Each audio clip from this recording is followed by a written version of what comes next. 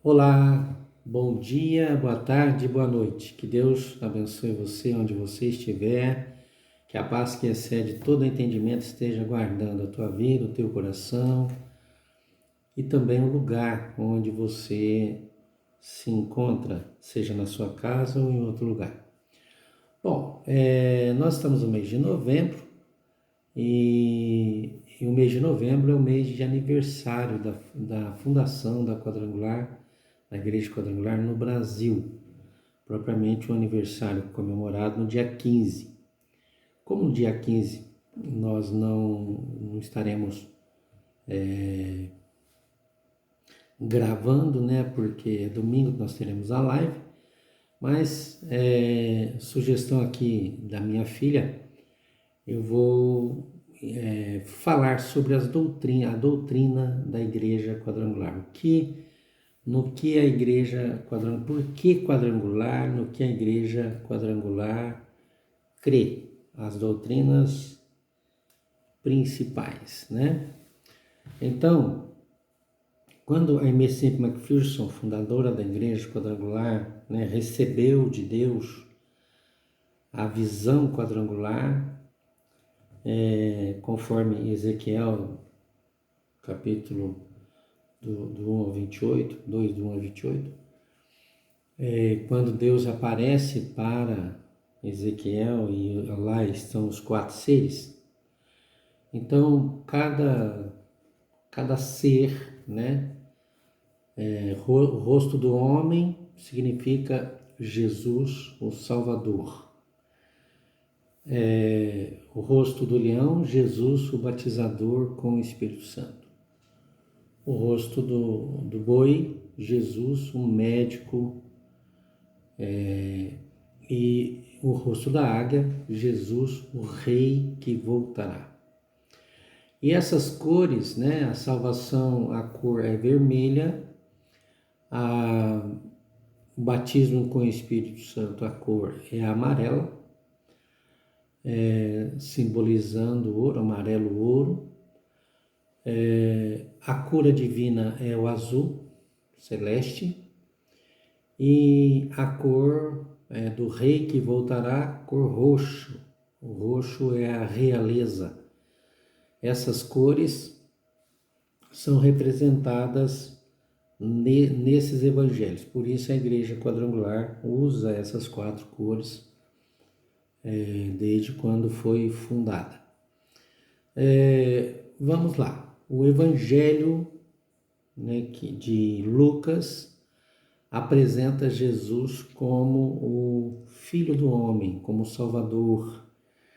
Lucas escreveu para os gregos, né? Escreveu para um homem chamado Teófilo, e Lucas escreve a respeito do Evangelho aos gregos. Os gregos buscavam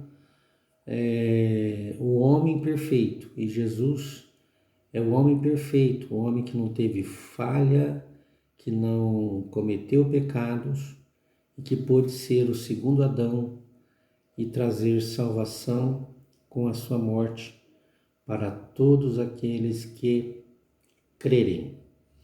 Então, Jesus foi apresentado, segundo Lucas, né, para os gregos que buscavam o ser perfeito. Jesus era esse homem perfeito. Quando os gregos queriam falar com Jesus, está escrito lá no Evangelho de João, Jesus disse: se o grão de trigo caindo na terra não morrer, fica ele só, mas se ele morrer, produz muito fruto. Em outras palavras, a necessidade de Jesus morrer como morreu na cruz do Calvário para nossa salvação. Então, eu quero agora passar para o Evangelho de João. João apresenta Jesus como Filho de Deus. João escreveu para os cristãos de todas as eras, de todos os tempos. Ele começa o Evangelho, né? Diferente de Lucas, que fala da genealogia, né, humana de Jesus. Lucas começa a falar da genealogia humana. Agora, já João começa a falar da origem de Jesus. No princípio era o Verbo, e o Verbo, né, no princípio era a palavra estava com Deus e a palavra era Deus. Então está falando, manifestando, João está manifestando Jesus como o Filho de Deus, diferente de Lucas, que manifesta Jesus como filho do homem, falando da sua genealogia humana. E Jesus é apresentado por João da sua origem, né? E o Verbo, ou seja, a palavra se manifestou em carne e vimos a sua glória, versículo 14, glória como do unigênito do Pai. Então, Filho único do Pai. Antes de Jesus morrer na cruz do Calvário, para que a salvação fosse estabelecida, ele era o Filho único. Depois que ele morreu na cruz e ressuscitou, ele passou a ser o primogênito, ou seja, o primeiro filho. E aí então todos os que nasceram de novo, todos os que esperavam a salvação lá do Antigo Testamento, Abraão, Isaac, Jacó, Davi, todos os que você tem conhecimento do Antigo Testamento, que esperavam a salvação, então receberam, né, esse título, vamos dizer assim, de filho. Não sei se posso dizer título, então, a adoção de filho, através da morte de Jesus. Bom, então João apresenta Jesus como batizador no Espírito Santo. O próprio João Batista fala, né, com toda a expressão, Jesus, era o batizador no Espírito Santo. Ele expressa bastante isso.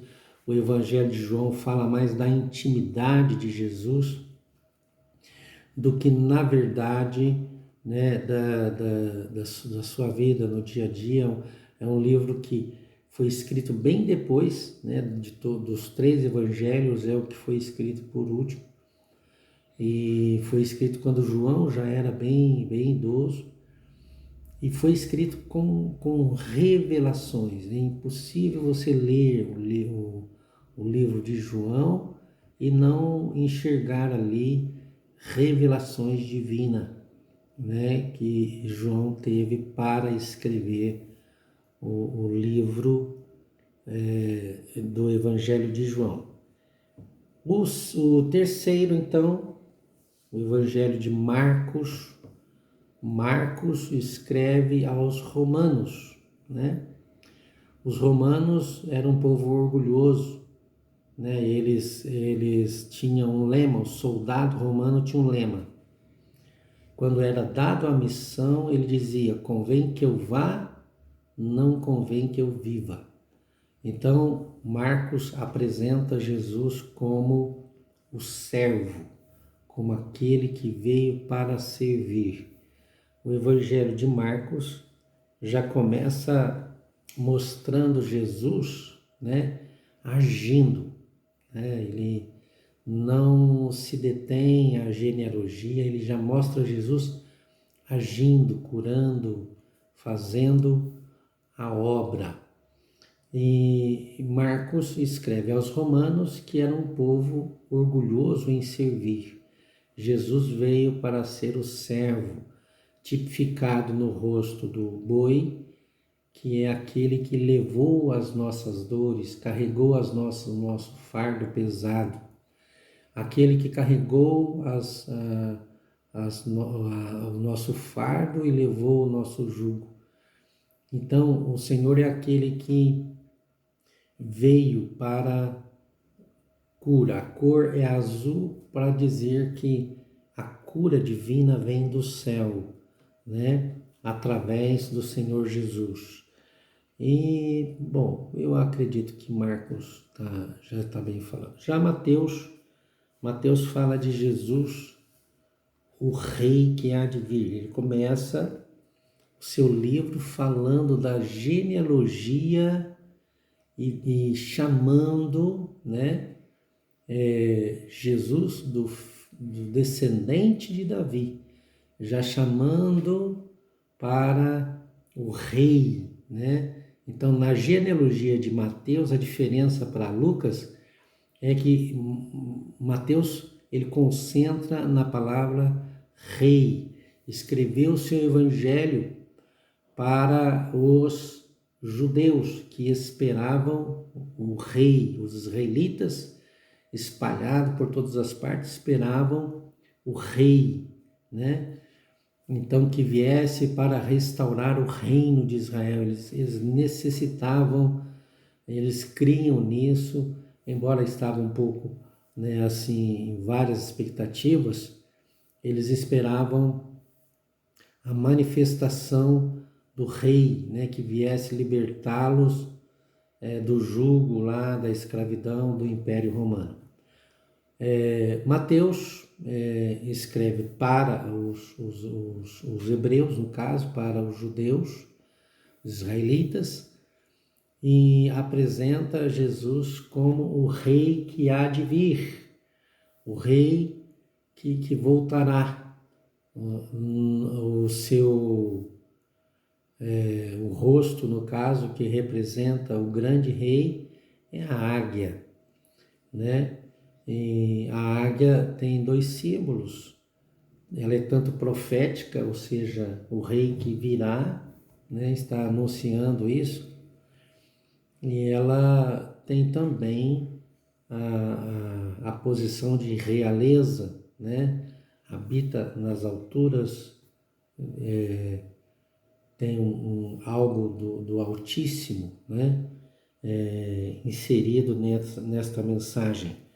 Quero que você, que é da Igreja Quadrangular, que está aqui conosco, que se você tiver alguma pergunta a esse respeito, eu estarei disposto a responder para você e até fazer um estudo mais elaborado. Eu quis fazer esse estudo para que você tivesse ao menos uma base, né, de como nasceu o porquê das quatro cores, o porquê do rosto do homem, do leão, do boi e da águia, né? E por que essa ordem? O rosto do homem, do leão e depois do boi e da águia, né?